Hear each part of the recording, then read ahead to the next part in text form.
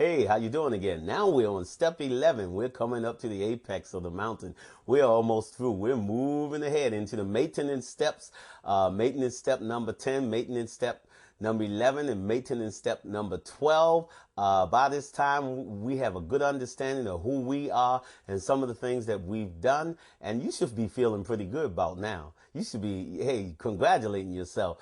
You're doing well, and I hope I'm doing well. I hope you have understanding. Step 11 says, sort through prayer, talking about prayer again, and meditation to improve our conscious contact with God as we understood him, praying only for the knowledge of his will for us and the power to carry that out. Sort through prayer and meditation. Simply put, somebody said prayer is us talking to God and meditation is us listening to God. I mean, there are so many different ways to talk about prayer and meditation that I'm hesitant to even try to go there, because no matter what I say, I'm going to be right for somebody and wrong for somebody else. Each person has to find their own spiritual disciplines. You see, there are some things that God will not do without us, as I said. And we can't do anything without God, I believe. But prayer and meditation places us in a position to be used by God. They are called means of grace. They are called tools by some people. And I always say you can have all the tools in the world, but if you don't pick it up, so be it. You just have tools to fix a car. You haven't picked it up. But prayer and meditation are tools that have been used throughout the centuries and the eons, way before AA thought about being AA. And they have been sufficient for many people to overcome life-dominating problems. And so AA and NA and other 12-step groups have recognized the power of seeking through prayer and meditation a conscious contact with God. And I believe that prayer should be, for me at least, simplistic. Again, prayer doesn't have to be a lot of words. It doesn't have to be Elizabethan English. It doesn't have to be the way you think it should be. Prayer to me can be very simplistic, but I believe that I have a higher power that hears me. And I can pray and talk to my higher power as my friend. So I seek my higher power through prayer.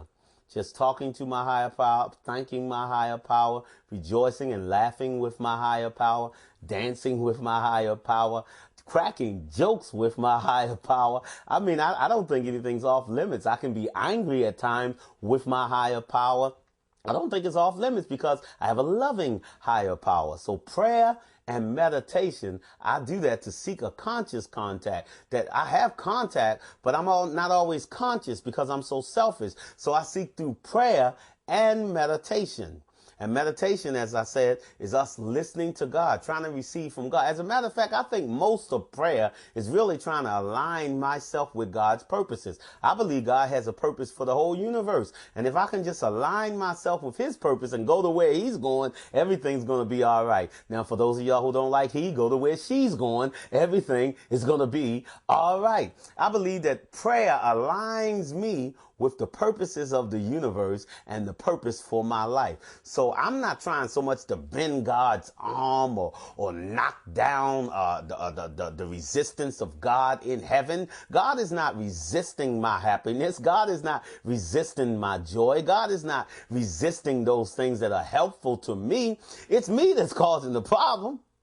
So when I pray, I start aligning myself to the purposes of God. And I believe God's purposes are good and healthy and loving and joyful. And another way I align myself is through meditation. Now, there are many ways of meditation. I believe that in some Eastern meditation, the objective is to empty yourself, maybe of yourself, and all the noise pollution that's inside our head. So some people, as you know, may look at a candle or something. They meditate on one object. And what they're trying to do is just clear themselves of all the clutter, to the best of my understanding. Just clear themselves of all the clutter. So they're trying to empty themselves. Now, there's the other kind of Christian meditation.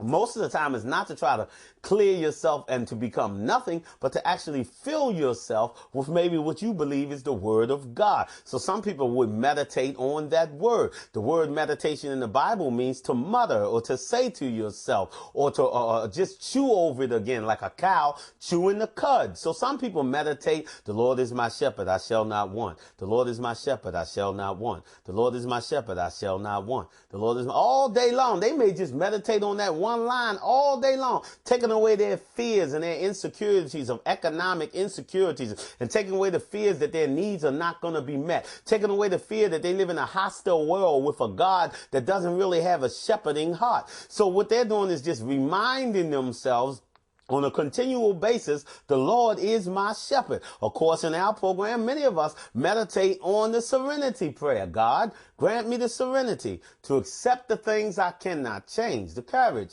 to change the things I can, and the wisdom to know the difference. So many people meditate on that all day long, helping with the 10th step. What is the wisdom to know the difference? When should I promptly admit that I'm wrong, and when am I right? Because I'm not always wrong. Somebody said a broke clock is right twice a day. I must be right sometime. So I'm not always wrong. I'm not a doormat running around promptly admitting I'm wrong all the time. So as I meditate on the serenity prayer, I'm asking for the wisdom to know the difference, to know when I'm wrong and to know when the other person might be wrong or the situation might be unjust. So I can meditate on the serenity prayer. I can meditate on the prayer of St. Francis of Assisi. There are so many things you can meditate that I don't even know about in other religious traditions that people can meditate on that know far more than I know. But I know that prayer and meditation throughout the ages have allowed people to come into conscious contact with God. You see, we live in a mundane world that has so much noise pollution, so much violence, so much going on. Some of us go to sleep with the TV on. We wake up and turn the TV on. We keep the radio on all night. We're just afraid to actually get away and get into a conscious contact with a higher power. The 12 steps suggest that you seek a conscious contact with a higher power. My understanding is that if it's a conscious contact, if you're conscious of it, you're going to understand some things. Second half of the step, of course, says praying only for the knowledge of his will and the power to carry it out. Some people think that that's the only thing they should ever pray for in their life.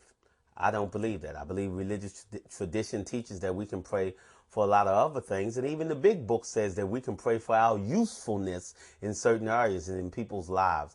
But it is important, I think, for addicts to understand that we tend to be selfish, that we tend to have self-pity. And because of our navel gazing, because of us looking at things egocentrically, it's important that we say, as one person said before, thy will be done, not mine. Praying only for the knowledge of his will for us and the power to carry that out. His will comes before my will. If his will is for me to make the money, fine. If his will is for me to lose this deal, fine. Whatever his will is, I'm willing to submit to that, praying only for the knowledge of his will and the power to carry that out. Thank you.